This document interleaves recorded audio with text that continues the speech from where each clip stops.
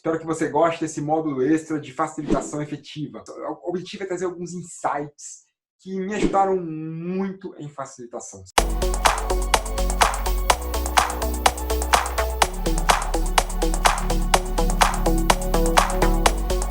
E falando em relacionamento, uma das ferramentas que eu gosto muito é a janela de Johari. A janela de Johari ela é importante durante uma oficina para você tentar entender como está indo e como pode vir a ser o seu relacionamento com aquelas pessoas. A janela de Johari é muito utilizada na psicologia, bastante famosa para os psicólogos e psicólogas que estejam por aí fazendo curso com a gente, devem conhecer, porque ela divide a nossa visão, como eu me enxergo e como os outros me enxergam. Isso é muito legal. Imagina que você, facilitador ou facilitadora, está lá com um grupo que você vai facilitar, ou que até mesmo você já tem experiência facilitando, pessoas que você já conhece. Então, olha só como é que a janela de Johari funciona. Aqui, no que seria o eixo Y, eu tenho os outros.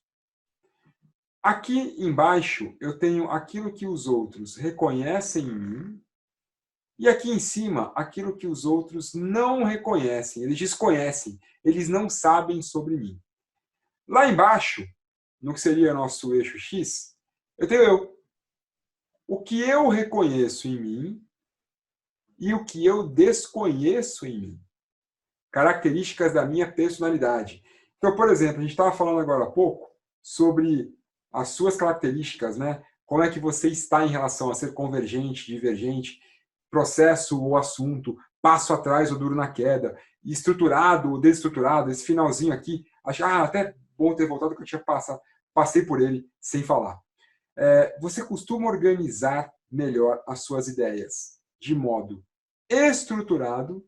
Eu organizo absolutamente tudo, gosto de ter os textos todos escritos, o tempo que eu vou falar cada uma das coisas, o que é que não pode deixar ali faltar. Eu gosto de ter todo o roteiro do meu workshop prontinho.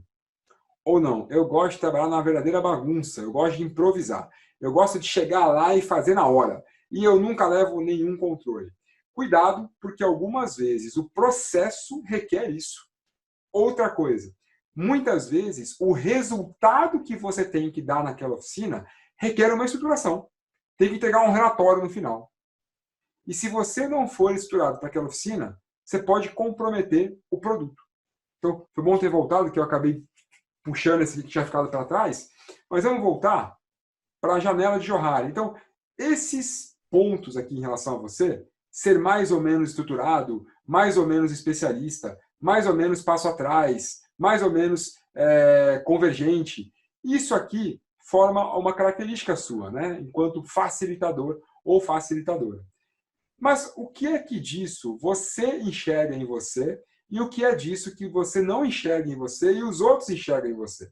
Essa é a pegada que eu gosto tanto de falar da janela de Johari. Então, olha só. Vamos falar do estruturado e desestruturado. Vamos supor que eu seja uma pessoa muito estruturada. Eu preciso de roteiro para todos os passos do workshop. E eu reconheço isso em mim. Mas aquele grupo não reconhece e eu não gosto muito de mostrar essa minha característica. Eu tenho um pouco de vergonha, o pessoal me chama muito de Caxias. Então, eu costumo esconder essa característica. Então, é uma característica que eu reconheço em mim, mas eu procuro esconder dos outros. Ou eles não conhecem porque não me conhecem ainda, ou porque me conhecem e eu realmente escondo. Então, isso é o que nós chamamos de área secreta. Eu escondo esse jogo. Eu não mostro para as pessoas isso sobre mim. Por outro lado, falando de especialista, né? Vamos supor que eu seja especialista em inovação.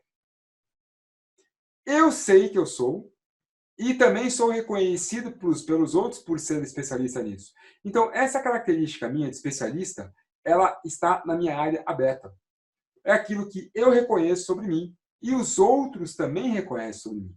Aqui eu tenho que tomar muito cuidado, porque se me chamam por conta disso e eu não dou conta do recado, não faço, as pessoas falam, peraí, mas você é conhecido por ser assim. Aqui é aquilo que está aberto. Aquilo é meu diário aberto. e não o meu diário secreto. Aqui eu tenho uma outra situação. Vamos pensar na questão de ser estruturado ou desestruturado também. Vamos pensar, eu sou desestruturado. Eu acabo esquecendo de fazer relatório, eu acabo esquecendo de fazer timesheet das coisas. Chega lá na hora, eu me bagunço no tempo. Sempre que é para acabar o workshop, às 18 horas, eu acabo às 20. Mas eu não reconheço esse problema. Para mim é normal. Mas os outros reconhecem e comentam isso. Poxa, eu não quero ter uma facilitação com o Gino, porque o negócio é muito desestruturado, é muito bagunçado, eu não gosto disso. Mas ninguém me fala ou eu mesmo me recuso a enxergar. Essa é a famosa área desconhecida.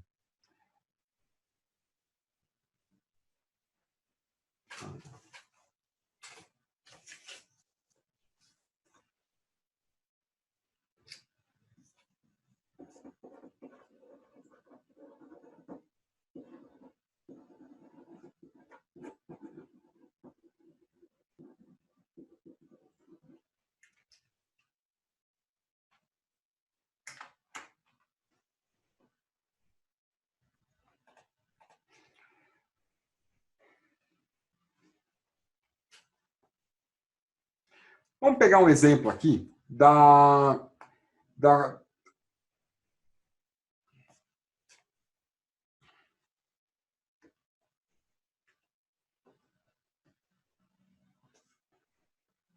Vamos pegar um exemplo aqui do passo atrás ou duro na queda.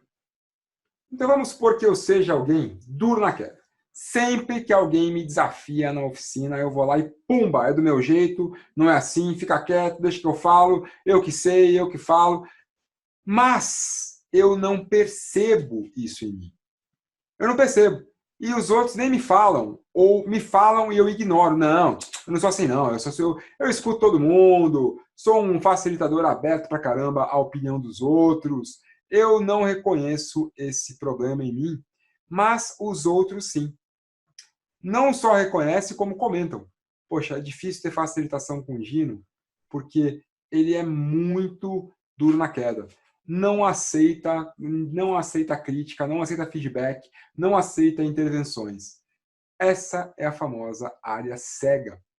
É a área da minha personalidade, que eu tenho uma característica que para os outros é totalmente óbvia e visível, e para mim eu não conheço. Eu não conheço ou não quero conhecer também.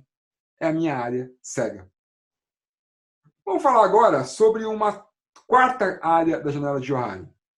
Essa quarta área, ela é uma área interessante porque é a área em que há coisas sobre mim que eu não conheço e também os outros não conhecem. São características da minha personalidade que ou aparecem muito raramente ou nunca apareceram ainda. E que em algum momento podem emergir. E quando emergem, podem ser um problema.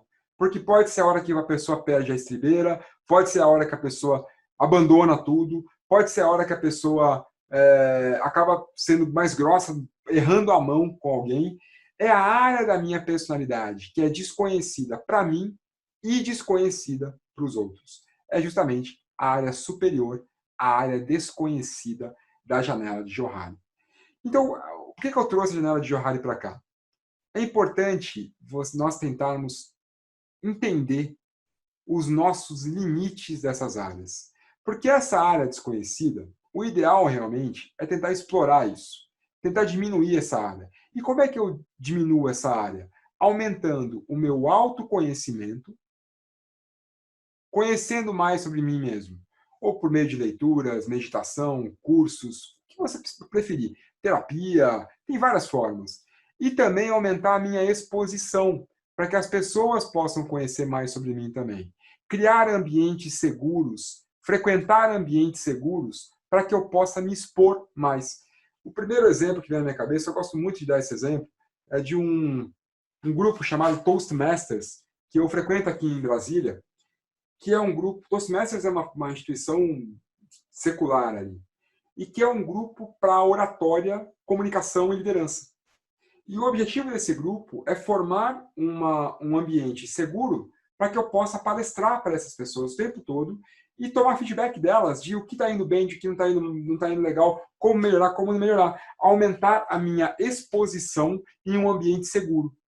Ao aumentar a minha exposição e ao aumentar o meu autoconhecimento, eu diminuo a minha área desconhecida. E também diminuo minha área cega de alguma forma.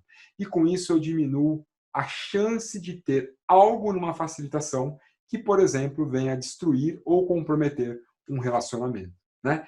Que é justamente a parte da relação interpessoal, da exposição, muitas vezes, numa sala, no meio de várias pessoas, a uma situação desagradável, não é verdade? Diminuindo a minha área desconhecida, reduzindo a minha área cega, eu diminuo as chances de passar por uma situação dessa.